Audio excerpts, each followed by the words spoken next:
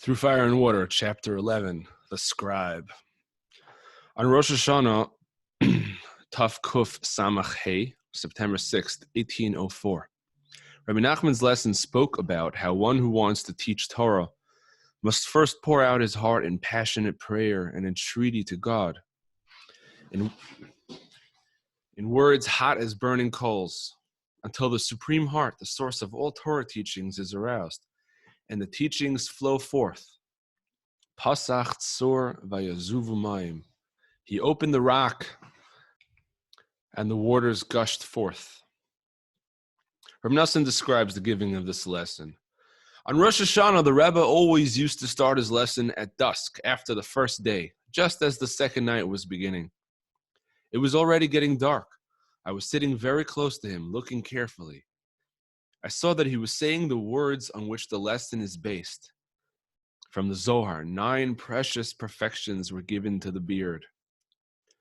He was saying these words with the utmost intensity and awe, trembling and shuddering.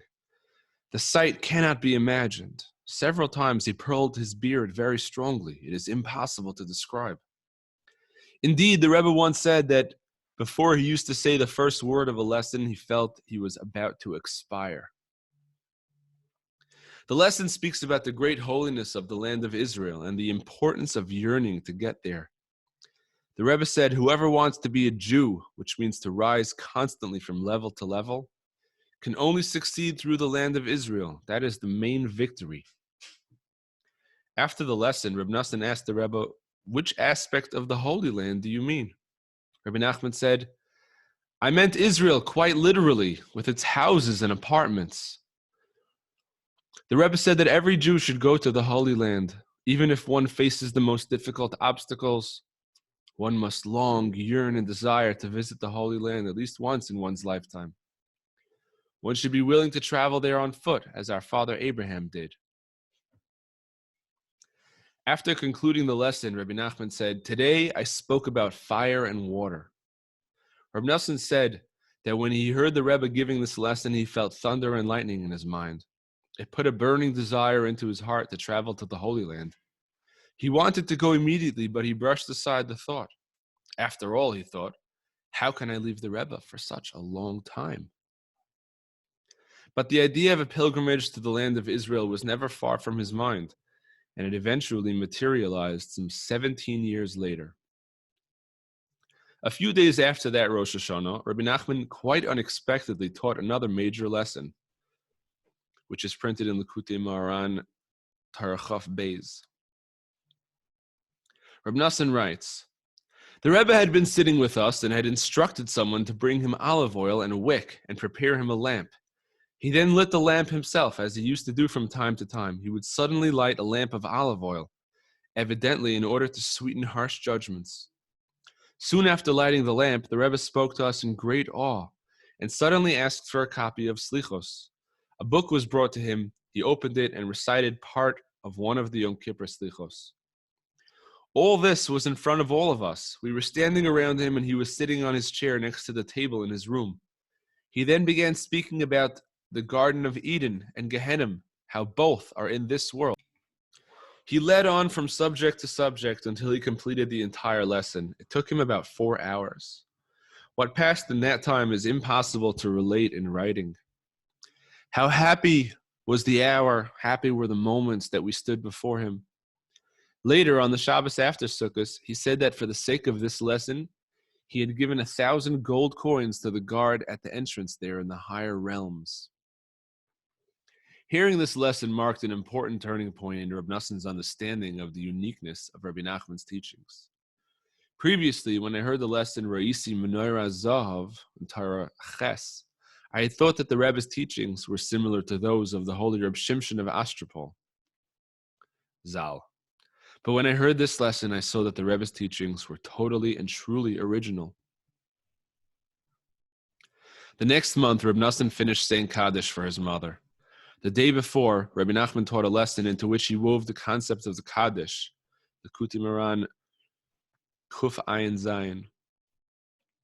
The following day, Reb Noson asked the Rebbe what he could do to benefit his mother's soul. Rebbe Nachman knew that Reb Noson had to recite a certain bracha at that time, and he told him simply to recite that bracha sincerely. In the course of the winter that followed, the Rebbe took Reb Noson a further step toward developing Torah teachings of his own. The Rebbe's Hanukkah lesson included a discussion about the role of imagination in developing Torah ideas and the need to protect oneself against being misled by false conceptions, especially those which seem very plausible on the surface. This is in Likutei Moharan Nun Daled. The Rebbe said to his followers, "I have already given you good, pure powers of imagination, and you are entitled to develop original Torah ideas. What I myself grasped through wisdom, you can now grasp with your powers of imagination." After giving this lesson, the Rebbe instructed Reb Noson to begin to develop his own Torah ideas. As yet, he was not to record them, but his ideas and approach became the basis of the discourses making up his Likutei Halachos. The Rebbe said that originating Torah ideas is a way of making amends for impure thoughts, adding that even a single original word is also very good. He also said that this benefits the souls of one's departed parents and ancestors. But Reb Noson was still faced with efforts to deflect him from his chosen course. It was now about a year and a half since his father had agreed to help Reb Noson financially, but Reb Naftali Hertz's business was dwindling and his income was seriously reduced. In the circumstances, Reb Noson's father-in-law, Reb David Tzvi Orbach, was urging him to take a position as a Rav. Reb Noson turned to the Rebbe for advice. The Rebbe told him to accept the position. Reb Noson told the Rebbe that he was afraid of the awesome responsibility. Reb Nachman said to him, "Who then should be a Rav, if not one who is afraid?" Reb Noson then asked, "Is this the emes? Is this the right thing for me?" "Yes," said the Rebbe. Reb Noson then pressed him, "But is it the emes or emes? Is it really right for me?" "You want the real truth," replied the Rebbe, "don't become a Rav." Reb Noson later wrote that he was grateful to God that he was saved from taking the position, since it would have hindered his own spiritual growth and the subsequent spreading of Rebbe Nachman's teachings. From the time Reb Noson had first become a follower of the Rebbe, he'd been writing down almost all of his lessons and many of his conversations. In February of 1805, the Rebbe told Reb Noson to copy over all the lessons he had in manuscript and have them bound in one volume. As yet, the Rebbe did not want to have his teachings printed. He still wanted them concealed from those who were not his followers. However, he did want them to be readily available for his Chassidim. Over the space of about 3 months, Reb Noson worked with his friend Reb Naftali. Reb Naftali would read out the lessons word by word while Reb Noson would copy them down. They finished shortly before Shavuos. That's in May. So it took them never mind. That same year, the Rebbe directed Reb Noson to collect the practical advice contained in his lessons. After writing a few pages, he showed them to the Rebbe, who was not satisfied. Reb Noson then took a different approach, and the results of his efforts formed the basis of his Kitzer Likutei Moharan, the abridged Likutei Moharan, which explains the major ideas and practical spiritual advice contained in each of Rebbe Nachman's lessons, as printed in Likutei Moharan. When the Rebbe saw the new version, he was very pleased with it. As Reb Noson later explained in his introduction to the Kitzer Likutei Moharan, the underlying purpose of all the Rebbe's teachings was to bring people to practical action.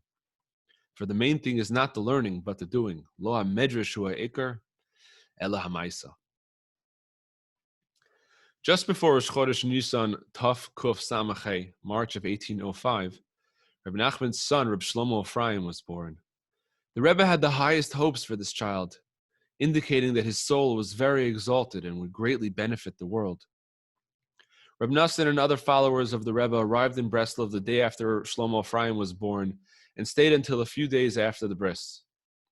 Rebbe Nachman himself was the Sandik and the Mohel, while he honored Reb Noson with Priya. The Shabbos before the bris, people came to pay their respects to the Rebbe at the customary Shalom Zachar. After the majority had left, Reb Noson and a few others stayed behind.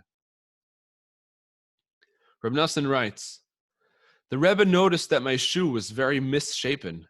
The heel was so twisted that it was facing forward.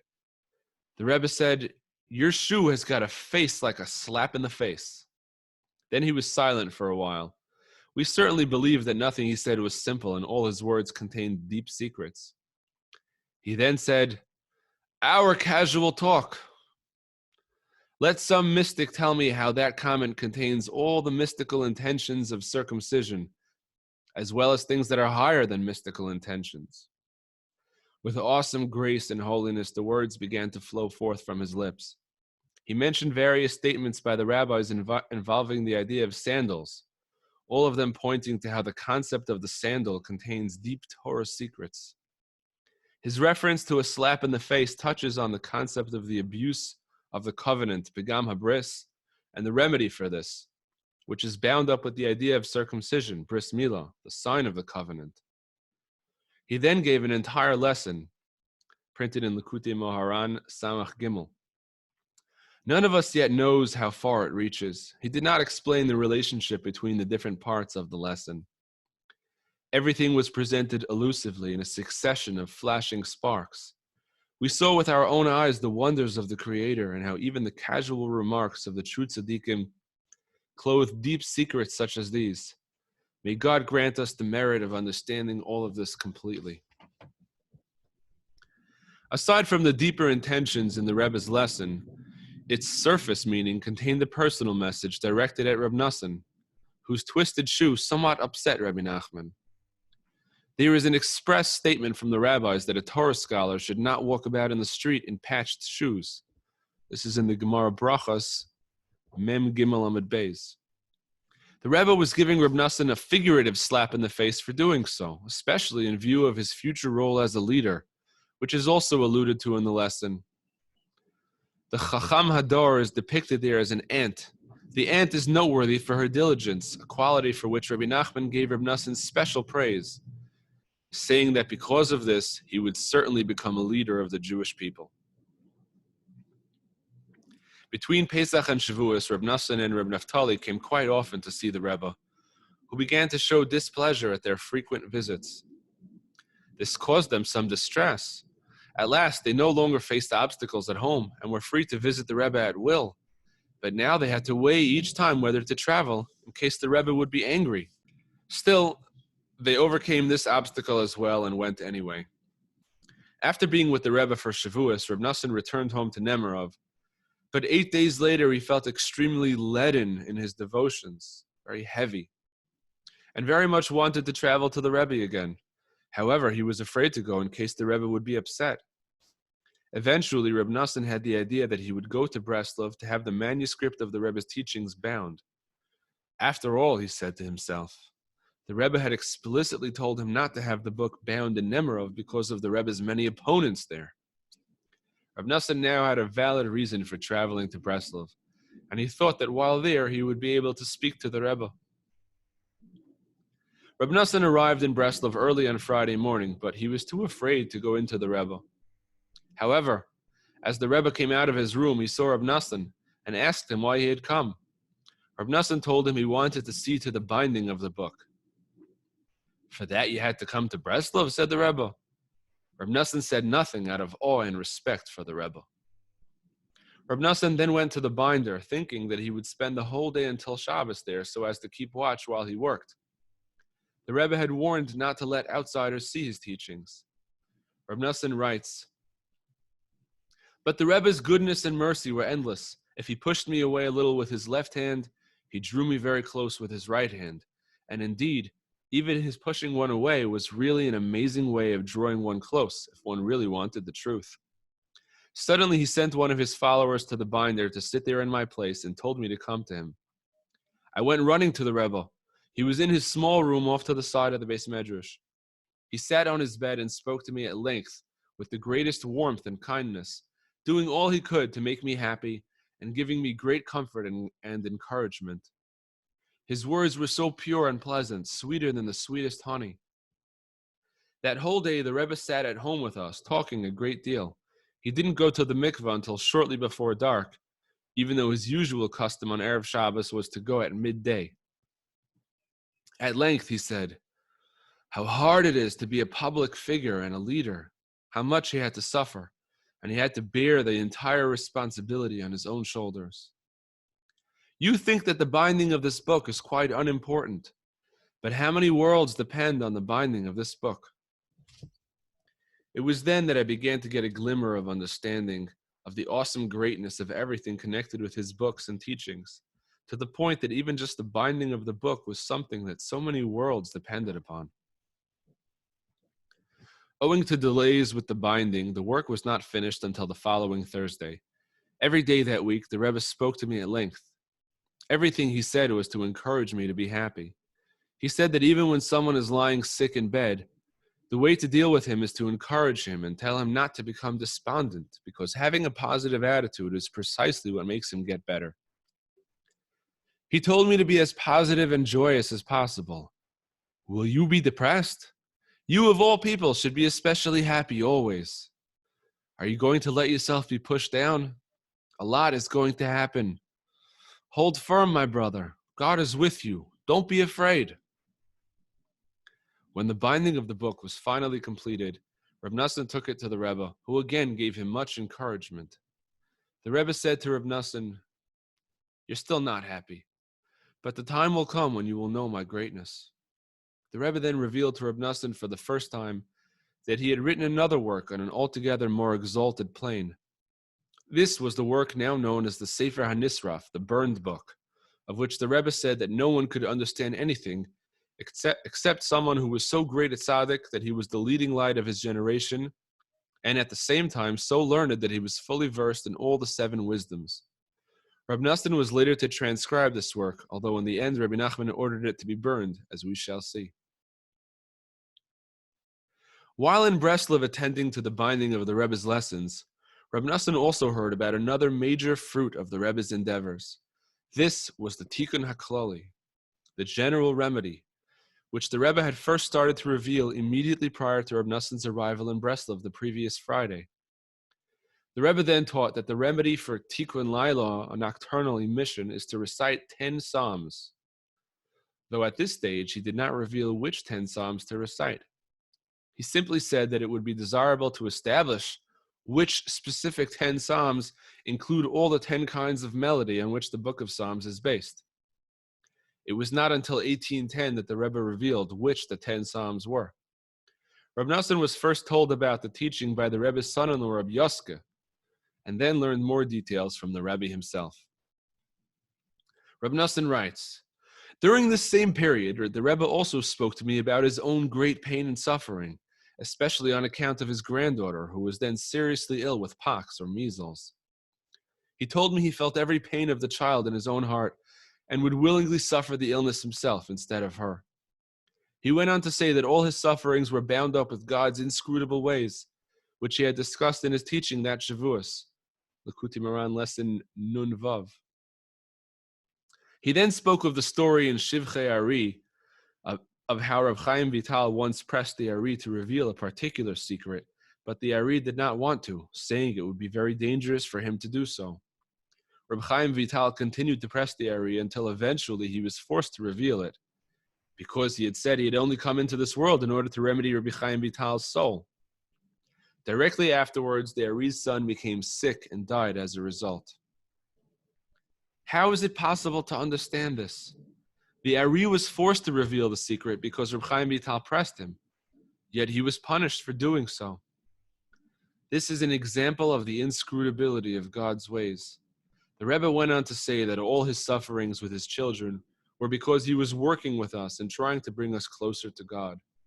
His intentions were pure, and it was certainly God's will that he should work to bring us closer. But even so, he had to suffer because of it. These comments of Reb Noson give us a revealing insight into the way he was beginning to view Rebbe Nachman at this time. When he had first become the Rebbe's follower some 2.5 years earlier, he had been looking for a mentor to guide him on his own path of personal spiritual growth and service of God. But the more intimately he came to know the Rebbe and his teachings, the more he was coming to recognize the Rebbe's significance for the Jewish people as a whole. This was especially so now, as he worked to have the Rebbe's teachings bound and heard about the Tikkun HaKlali and the Sefer HaNisraf. It was no longer a matter of Rebbe Nachman teaching lessons that would enlighten Reb Noson's private world. As Reb Noson wrote, I began to get a glimmer of understanding of the awesome greatness of everything connected with his books and teachings. The comparison of Rebbe Nachman to the Ari is significant. The Ari was the first to be given permission to explain the Kabbalah as a complete system. Before his time, the Kabbalah was discussed only in highly esoteric terms, and then only to small groups of initiates. The Ari opened the gates to all, but he did so at great personal expense. For every secret he revealed, he had to pay a high price in suffering. Rebbe Nachman also suffered terribly in his lifetime. He lost 4 children and then his wife. He faced bitter opposition from the Shpala Zayda, and he endured the agonies of tuberculosis for 3 full years, before finally succumbing at the age of 38 and a half. Reb Noson was beginning to understand that, just as the Ari had suffered, so too Rebbe Nachman was suffering, because he was revealing Torah teachings which were directed not only at his immediate followers, but in order to draw all Israel to recognize God and accept his kingdom. Rebbe Nachman once taught that the tzaddik can invoke God's will to help a person in his devotions, even if he may have acted in a way that makes him deserve to be rejected. The tzaddik can still arouse God's love and prompt him to draw such a person closer and help him serve God. But the tzaddik cannot ask God to do everything himself. The individual himself must take the initiative and act. The question is, what can move people to take the necessary steps by themselves? What can bring them to recognize God? By Rebbe Nachman's time, the traditional pathways of devotion had become all but obscured, owing to the innumerable pitfalls and difficulties with which they were attended as a result of the controversies between the Hasidim and the Misnagdim. In addition, the growing influence of secularist ideologies was making it increasingly hard for many Jews to see any meaning and relevance at all in their heritage. What Rebbe Nachman wanted to do was to create new vessels in order to get around people's barriers and channel the full healing power of the Torah to those afflicted with the most extreme forms of spiritual sickness and alienation. The Rebbe's aim was to reveal godliness in every way possible, whether through Torah lessons, sayings, parables, stories, melodies, and even simple everyday conversations. But to succeed, he needed someone who could grasp his meaning and intention and record it for generations to come. Such a person was Reb Noson. Indeed, the more intimate he became with Rebbe Nachman, the more he realized that his every word had the power to make an impact upon all the succeeding generations. This made Reb Noson ever more zealous in recording everything he heard from the Rebbe. Reb Noson writes, the Rebbe said that he did not want any of the teachings he revealed prior to his visit to Eretz Yisrael to be included in his books, only those he gave afterwards. And as for these, they should all be written down, even his casual conversations. Everything should be written. He told us many times to record every single conversation we heard from him. When something is written in a book, he said, if a person does not remember it today, he can always look at it again and learn it another time. But the things you hear from my lips, you will never ever hear another time. So you must certainly remember every single word and write everything down, every conversation, every story, everything. It was because of this that I started writing down some of the things I heard from him personally or secondhand. But even this was only a tiny fraction. We heard many lessons from the Rebbe throughout the year, and not necessarily at fixed times. Any moment at all could become an opportunity for God to make us worthy of hearing the most extraordinary lessons from his lips. Sometimes it might be a Friday night or on a Shabbos morning or after Havdalah. Other times it would be during the week.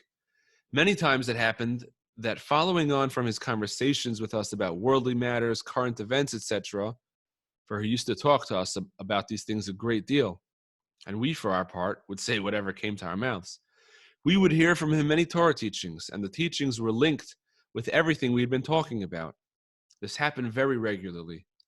Finally, we began to see with our own eyes that everything he said was entirely Torah, even his everyday conversations. Whenever we paid careful attention to what he was saying, we would see that his every word contained extraordinary teachings. Happy is the time, happy is the hour, happy is the moment that we were worthy of standing before him and hearing his words. Would that we could have 1 hour like that now. We would roll through the mud for thousands of miles to be worthy of coming before him to hear words from his holy lips, for they were exalted above all holiness.